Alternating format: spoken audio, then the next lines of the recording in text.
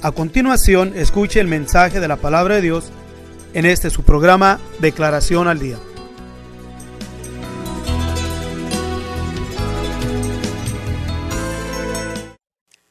Los saludamos de nuevo a cada uno de nuestros amigos y hermanos en su programación Declaración al Día. Vamos a comenzar ahora en lo que es su programación, trayendo el capítulo 12 del libro de Apocalipsis. Vamos a entrar a la palabra de nuestro Dios del versículo 1 hasta el versículo 6. Queremos presentar ante ustedes esta porción escritural por varias razones. Entre ellas es importante que entendamos que para que podamos declarar o una declaración, se declara algo que no se ha entendido o que se ha explicado en una manera que no es conveniente. Entonces, basado precisamente a lo que no es real, a lo que no es conveniente, a lo que no es verdad, necesitamos para ello entonces darle la declaración correcta. Y para poder darle la declaración correcta, pues claro, necesitamos que tener de parte de nuestro Dios, primeramente la aprobación, no solamente que sea en algún concepto prefijado, sino que a raíz de la misma palabra de nuestro Dios y a la misma vez con la historia, porque la historia está sujeta a la palabra de nuestro Dios. No podemos nosotros hablar palabra de Dios y señalarla solamente como algo sobrenatural, como algo que se encuentra en el tercer cielo o algo ilusorio o algo que sea de una mitología o algo ficticio, sino que la palabra de Dios es terrena, trata con lo terreno, o sea, trata con seres humanos en este planeta llamado Tierra, pero a la misma vez es para terrenales, para seres humanos, y es un mensaje espiritual, pero está tan mezclado lo espiritual con lo terreno que no podemos separarlo. Hay expresiones en la palabra de nuestro Dios en los cuales el apóstol Pablo nos provoca que echemos un vistazo a lo que no es terreno, o sea, lo espiritual. Por ejemplo, es el apóstol Pablo el que nos dice que, dejando el reino móvil, tomemos el reino inmóvil. O sea, el reino móvil es el reino del tiempo, de la vanidad, donde todo tiene que ir al proceso de deteriorarse. Sin embargo, el reino inmóvil es permanente, es donde está la presencia divina de nuestro gran Dios y Salvador, el lugar en el cual la palabra de Dios llama también el paraíso, el seno de Abraham, el tercer cielo. Pero en cuestión de la palabra de nuestro Dios, decía que es importante que la consideremos no con argumentos prefijados, sino precisamente lo que es en la palabra y también en lo que es la historia, como el tema que nos ocupa en esta ocasión. Y para ello también queremos traer a referencia lo dicho por el apóstol Pedro. El apóstol Pedro es uno de los hombres de Dios en los cuales en sus cartas nos da una confirmación de la importancia de que nosotros estemos alerta, no solamente en el entendido de la palabra de nuestro Dios, sino también a los acontecimientos en ellos.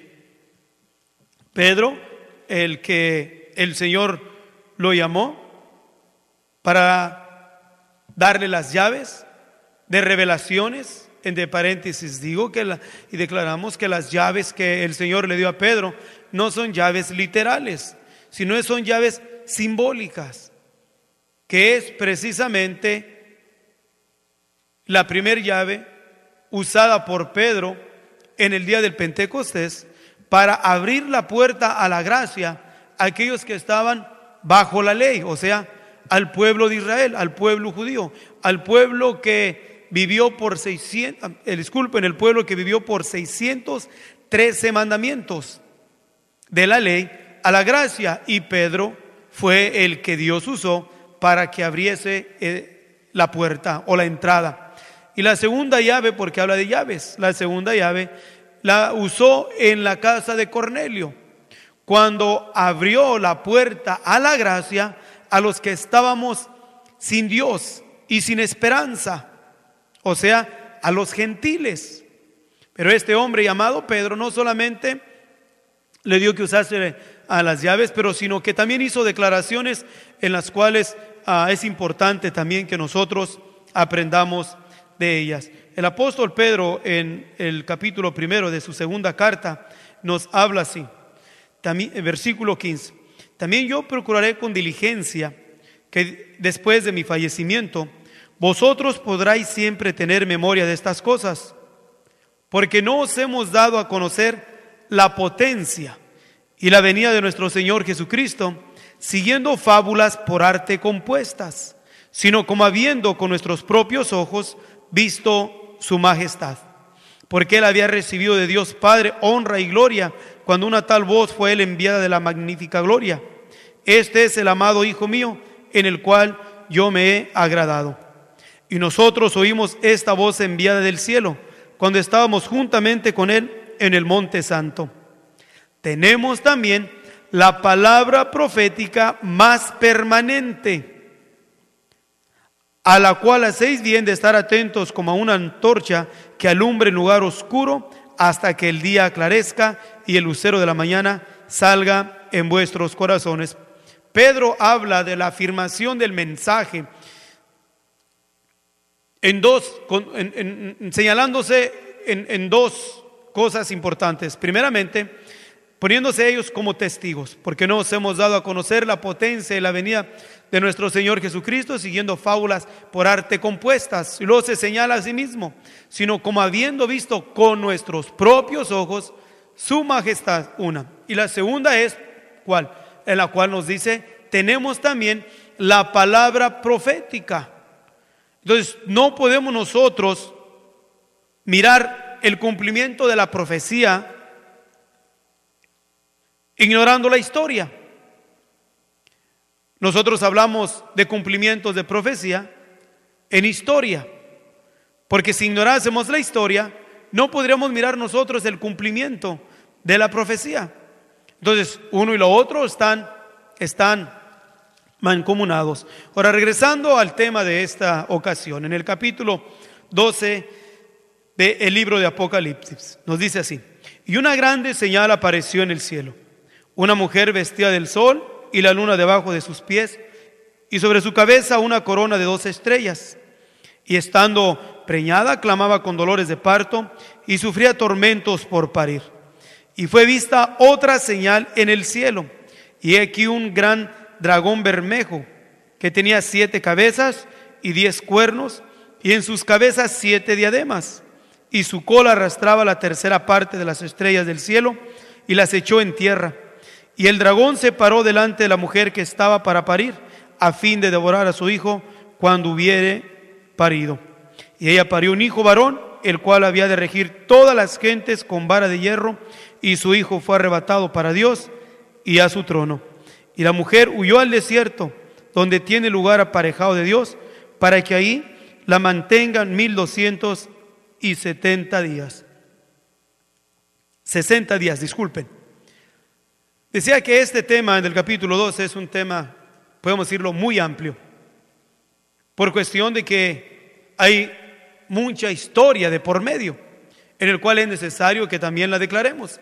Pero vamos a entrar a lo que podríamos nosotros llamar como en una forma no elemental, pero sí que nos puede traer a nosotros dos cosas: crecimiento espiritual y apetito espiritual, para que cada uno de nosotros podamos también ser provocados a profundizarnos más a la palabra de nuestro Dios, considerar la expresión de la palabra y también considerar más el acontecimiento del cumplimiento de la palabra de nuestro Dios.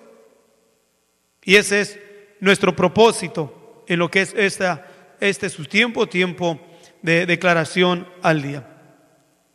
Primeramente, en el capítulo 12, donde estuvimos leyendo en el versículo 1, es importante entonces, primeramente, descartar la idea errónea de que en el versículo 1, del cual señala a una mujer vestida de sol y la luna debajo de sus pies, y sobre su cabeza una corona de 12 estrellas, vamos a descartar la idea de que esta mujer es María, porque supuestamente María es la mujer que tiene honra. Vamos a descartarla por la sencilla razón de que esta mujer es la descripción del segundo sueño de José. En el segundo sueño de José, precisamente, en el libro de Génesis, señala a qué se refiere este simbolismo de esta mujer, que viene siendo el significado de la raza judía. ¿Por qué? Porque en el segundo sueño José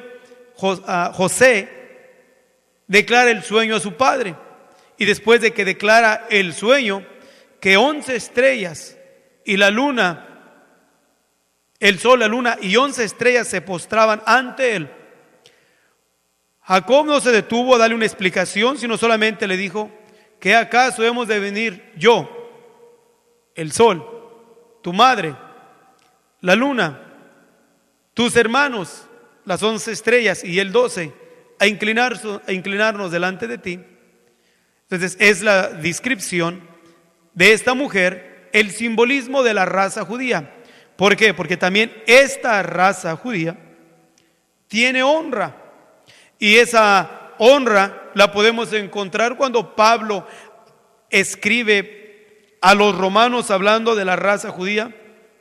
En el versículo 11 nos señala diciendo: ¿ha desechado Dios a su pueblo? En ninguna manera, porque también yo soy israelita, de la simiente de Abraham, de la tribu de Benjamín. No ha desechado Dios a su pueblo, el cual antes conoció. O sea, podemos entender entonces que el pueblo judío sigue siendo pueblo de Dios. ¿Por qué? Porque en el capítulo 9 también del libro de los Romanos, en el versículo 1, 2 y 3, nos señala de las glorias de esta raza, de esta mujer vestida de sol. Dice: verdad digo en Cristo, no miento, dándome testimonio mi conciencia en el Espíritu Santo, que tengo grande tristeza y continuo dolor en mi corazón, porque deseara yo mismo ser apartados de Cristo por mis hermanos, los que son mis parientes según la carne, que son israelitas, de los cuales es la adopción y la gloria y el pacto y la data de la ley y el culto y las promesas, cuyos son los padres, y de los cuales es Cristo según la carne, el cual es Dios sobre todas las cosas, bendito por los siglos. Amén. Entonces podemos mirar que esta raza, la raza judía, es una raza que tiene gloria. Leímos, o más bien, nomás trajimos a referencia en el capítulo 37 del libro de Génesis, donde José tuvo este sueño. En el capítulo 37, versículo 9, podemos mirarlo al versículo 10, y ahí da la descripción de esta mujer. Por ejemplo, esta mujer en la cual describe en el capítulo 12 de Apocalipsis, nos dice que está compuesta, primeramente está vestida de sol, la luna y 12 estrellas. En el capítulo 37, versículo 9 nos dice: y soñó aún otro sueño con todos sus hermanos, y diciendo: he aquí que he soñado otro sueño, y he aquí que el sol y la luna y 11 estrellas se inclinaban a mí. Y contó a su padre y a sus hermanos, y su padre le respondió y dijo: ¿qué sueño es este que soñaste? Hemos de venir yo y tu madre y tus hermanos a inclinarnos a ti a tierra. José nunca dijo que era su papá, su mamá y sus hermanos el sueño. Habló simbólicamente, pero Jacob le da, o su padre le da, la descripción del simbolismo del sueño, y es el simbolismo de la mujer que estamos señalando en el versículo 1 del capítulo 12 del libro de Apocalipsis. Ahora, nos dice en el versículo 2 que esta mujer tenía dolores y clamaba con dolor de parto y sufría tormentos de parir. Ahora, dos cosas. ¿Cuándo apareció esta señal? Primeramente, una señal apareció en el cielo. ¿En qué tiempo podríamos señalar de que haya aparecido esta señal? La historia nos da razón que a fines del siglo XVIII comenzó el movimiento sionista. El movimiento sionista se le llamó así después de que un periodista llamado Teodoro observó las injusticias que se hacían hacia los judíos, y movido por ello, juntó a los judíos ricos de Europa y hizo un concilio y trajo o plantó la idea de que se le comprasen terrenos en la tierra de Canaán a todos los judíos pobres que se quisieran ir de Europa a la tierra de Canaán. A ese movimiento se le llamó el movimiento sionista. Comenzó el movimiento sionista, apareció la mujer. Ahora, dice que esta mujer empezó a sufrir dolores de parto. ¿Cuándo comenzó esta mujer a tener esos dolores de parto? Si esta mujer es la raza judía, y la señal comenzó con el sionismo, y esta mujer comenzó a sufrir dolores de parto, cuando comenzamos a mirar en la historia que la raza judía sufrió dolor como de mujer en parto. En el año de 1939 se levantó, o más bien ya se establecido el movimiento conocido como los nazis o socialistas en Alemania. Y en el año de 1939, después ya de que Adolfo Hitler había envenenado la mente y el corazón de la nación alemana, comenzó un movimiento de aniquilación a la raza judía. El septiembre, conocido como el Septiembre Negro, o la noche de los vidrios rotos, donde las multitudes se levantaron y se allegaron contra los negocios y las casas de los judíos, quebrantando los cristales, la noche de los cristales rotos, así llamadas. Y del año 1939 comenzó entonces, esta mujer comenzó a sentir los dolores. Y vuelvo a repetirlo, no solamente en el sentido de aflicción, sino que fue algo que quedó en la historia, al grado que se le llamó y llevó este dolor al horrible holocausto. Que 6 millones de judíos fueron masacrados sistemáticamente, o sea, los simientes de esta mujer fueron masacrados sistemáticamente por la Alemania nazi. La historia da razón de los horrores que cometieron con la raza judía. Los sinnúmeros de experimentos, cámaras de gases. No quiero elaborar sobre los diferentes métodos de martirio que usaron con el pueblo judío. Pero para la información de cada quien, le invitamos a que puede con toda facilidad, por causa de lo que ahora tenemos como las redes sociales o el internet, puede con toda facilidad buscar esta información. Y ahí comenzaron los dolores de esta mujer.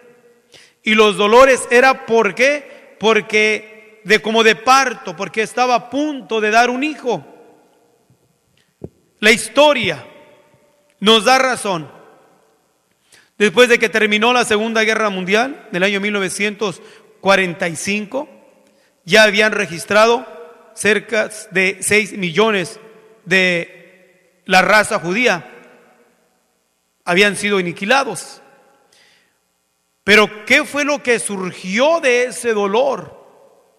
Fue que para el año de 1948 naciese en la resolución de las Naciones Unidas, quedara establecido como un miembro de las naciones en la tierra, la nación de Israel. Después de este dolor de parto, nació una nación, la nación judía, la nación del pueblo de Israel. Ahora, es la mujer, la raza judía, el holocausto, el dolor, el hijo, el nacimiento del Estado judío. Habiendo declarado como una nación en 1948, haberse bajado la bandera inglesa, haberse subido la bandera blanco y azul con la estrella de David al centro, en ese mismo instante nos dice la Escritura aquí que fue vista otra señal en el cielo, en el versículo 3. Y aquí un grande dragón bermejo que tenía 7 cabezas y 10 cuernos, y en sus cabezas 7 diademas. Y en el versículo subsiguientes nos dice que este dragón se paró delante de la mujer que estaba para parir, a fin de devorar a su hijo cuando hubiere parido. Cuando el hijo iba a nacer, cuando el Estado de Israel se iba a nacer, establecerse como una nación entre las familias de la tierra, el dragón se paró enfrente para devorar al hijo cuando hubiese nacido. 1948, la Liga de las Naciones Árabes se unieron como una para destruir al hijo, al Estado de Israel cuando hubiese nacido. Egipto al sur, Siria al norte, Jordán, Irak y otros países, el Líbano, que intercedieron monetariamente o con equipo, con el fin de destruir al naciente Estado judío, al hijo. Y es precisamente lo que cada uno de nosotros debemos de considerar, el milagro maravilloso del siglo XX, del cumplimiento asombroso de las profecías establecidas en la palabra y cumplidas precisamente al pie de nuestros propios ojos. Pero qué triste es mirar que un gran segmento entre el pueblo de Dios, el pueblo llamado cristiano, ni siquiera cuenta se dieron del cumplimiento de esta maravillosa profecía. ¿Por qué? Por entretenerse en fábulas por artes compuestas. Esta declaración solamente la presentamos con el propósito de despertar el apetito espiritual, para que cada uno de nosotros como hijos de Dios aprendamos a profundizarnos más a la palabra de nuestro Dios y no ignorar la profecía. Dios grandemente los bendiga. Si usted desea más información sobre estas declaraciones o si desea participar en alguno de nuestros estudios bíblicos, háganoslo saber. Estamos para servirle. Nuestro número es 831-386-9112 o márquenos al 831-297-0879.